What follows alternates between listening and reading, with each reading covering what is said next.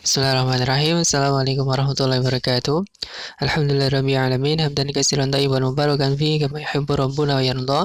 Asyhadu an la ilaha illallah wa la syarika lah. Asyhadu anna Muhammadan abduhu wa rasuluh sallallahu alaihi wa ala alihi wa sahbihi wa tabi'in wa tabi'ut tabi'in wa man tabi'ahum bi ihsan ila yaumiddin.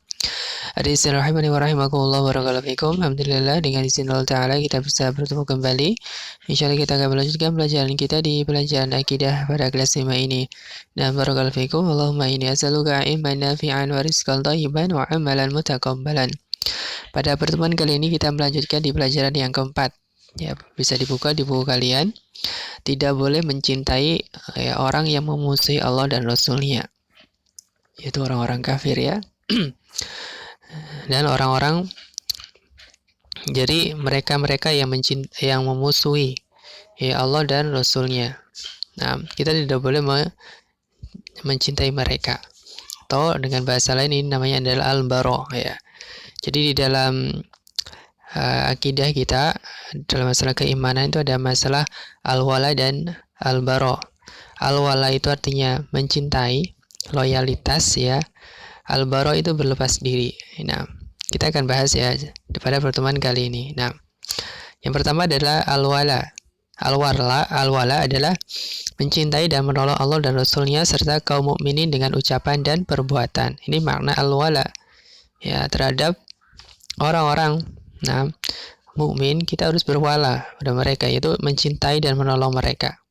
Nah, ini adalah bagian dari akidah kita ya, terhadap sesama muslim kita harus saling mencintai ya, harus saling mencintai dan saling menolong baik dengan ucapan maupun dengan perbuatan. Nah, kalau dalam syariat Islam, al-wala berarti penyelesaian diri seseorang hamba terhadap apa yang dicintai dan diridai oleh Allah, baik berupa perkataan, perbuatan, ya, kepercayaan dan orang yang melakukannya. Ya, jadi al-wala, adalah sebuah konsekuensi dari keimanan kita kepada Allah Ta'ala ya. Kalau kita beriman kepada Allah, maka Allah ya telah mencintai orang-orang yang beriman kepada Allah Ta'ala, maka kita juga harus mencintai orang-orang yang beriman.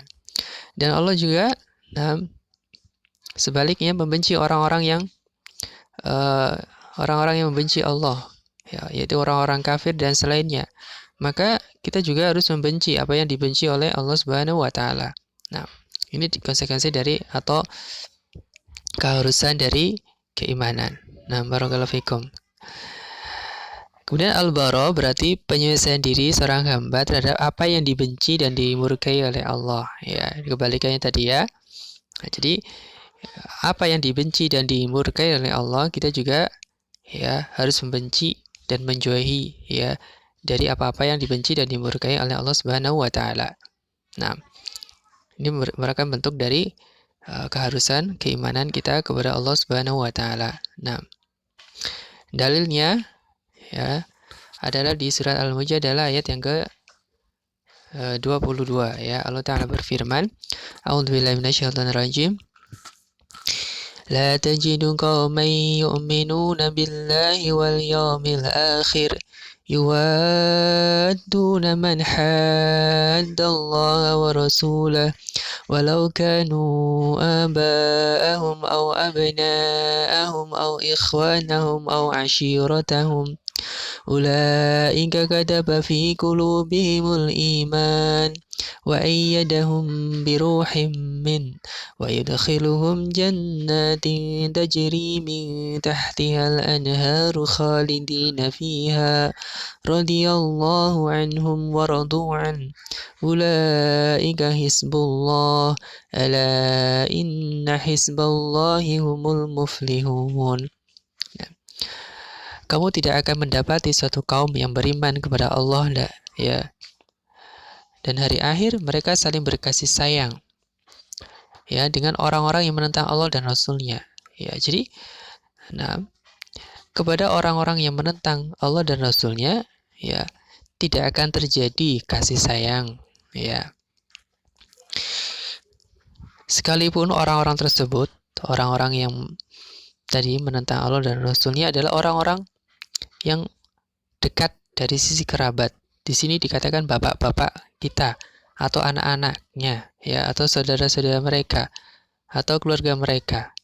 Nah, walaupun mereka adalah kerabat kita, tetapi kalau mereka menentang Allah dan Rasul-Nya, maka kita tidak boleh berkasih sayang dengan mereka.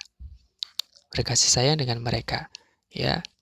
Karena apa? Karena mereka adalah menentang Allah dan Rasul-Nya. Mereka itulah, ya, orang-orang yang telah ditetapkan keimanan dalam hati mereka dan mereka dikuatkan dengan pertolongan yang datang dari Allah, dan Allah memasukkan mereka ke dalam surga yang mengalir di bawahnya sungai-sungai. Mereka kekal di dalamnya, Allah ridho terhadap mereka dan mereka pun ridho terhadap Allah. Mereka itulah golongan Allah. Kita lihat bahwa sesungguhnya golongan Allah itulah orang-orang yang beruntung. Nah, ini adalah kata yang tegas dari Allah Subhanahu wa taala, ya, yang kita tidak boleh untuk mencintai orang-orang yang menentang Allah dan Rasul-Nya walaupun orang-orang tersebut adalah kerabat dekat kita. Nah, barakallahu fikum. Baik. Ini dari dalil, ya, tentang al-wala dan al-bara. Nah, saya agak tambahan di sini. Al-wala wal bara artinya loyalitas dan pemutusan hubungan, ya. Al-wala artinya loyalitas, ya. Loyalitas itu apa, ya, Kak? Bahasa mudahnya adalah ya bersahabat kita, ya. Nah, dan pemutusan al-bara itu berlepas diri atau pemutusan hubungan. Nah, di sini ada al-wala. Nah, ada beberapa pengertian, ya, di sini. Nah, artinya setia di situ, ya. Al-wala artinya setia. Nah, dan di sini ada al-bara, ya. Maksud al-bara ada 4 makna, ya, yang dimaksud saya kata al-bara. Dan bisa antum baca nanti, ya, sendiri. Barakallahu fikum. Yang jelas ini dari bab yang keempat adalah tentang masalah al-wala wal bara. Nah, tadi insyaallah sudah disampaikan dari materinya. Nah, barakallahu fikum.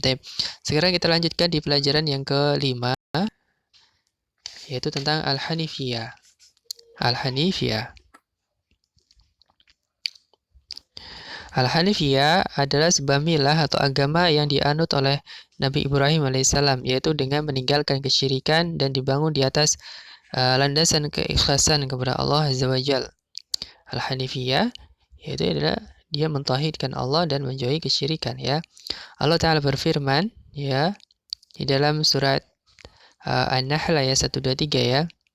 Tsumma auhayna ilaika, ya, an ittabi' millata Ibrahim hanifa wa ma kana minal musyrikin. Nah, kemudian kami mewahyukan kepada Muhammad, ikutilah milah Ibrahim yang hanif, dan ia bukan termasuk orang-orang yang bersekutukan Allah. Nah, ini dalilnya. Al-hanifiyah maknanya adalah